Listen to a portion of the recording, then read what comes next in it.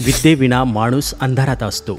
स्त्री ही समाजाची खरी शिल्पकार आहे, असे मौलिक विचार समाजास देणारे क्रांतीसूर्य, थोर समाजसुधारक, शिक्षणतज्ज्ञ आणि शेतकरी हितैषी महात्मा ज्योतिबा फुले यांची जयंती आत्मामालिक शैक्षणिक व क्रीडा संकुलात इंग्लिश मीडियम येजा विभागात मोठ्या उत्साहात साजरी करण्यात आली आहे. कार्यक्रमाची सुरुवात महात्मा फुले यांच्या प्रतिमेचं पूजन व पुष्प अर्पण करून करण्यात आली. आत्मामालिक इंग्लिश मीडियम येजा विभागाच्या सर्व शिक्षक वृंदांनी ही जयंती साजरी केली असून महात्मा फुले यांचे विचार व कार्य यावर भाषणे सादर करण्यात आली.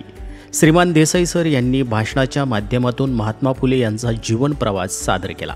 यावेळी येजा विभागाचे प्राचार्य श्रीमान नितीन सोनवणे सर यांनी महात्मा फुले यांच्या कार्याची आठवण करून देताना सांगितलं की महात्मा फुले यांनी स्त्री शिक्षणासाठी लढा देत मुलींची पहिली शाळा सुरू केली. क्रांतिज्योती सावित्रीबाई फुले आणि महात्मा फुले यांनी मुलींच्या शिक्षणास प्राधान्य दिलं.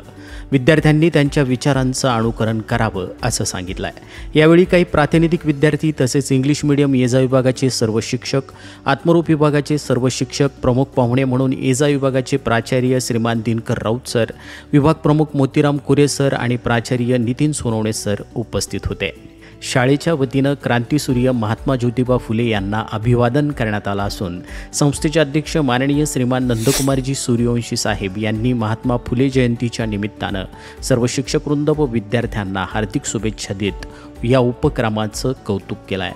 आत्मामालिक न्यूजसाठी संपादक सागर अहिरे, कोकम ठाण.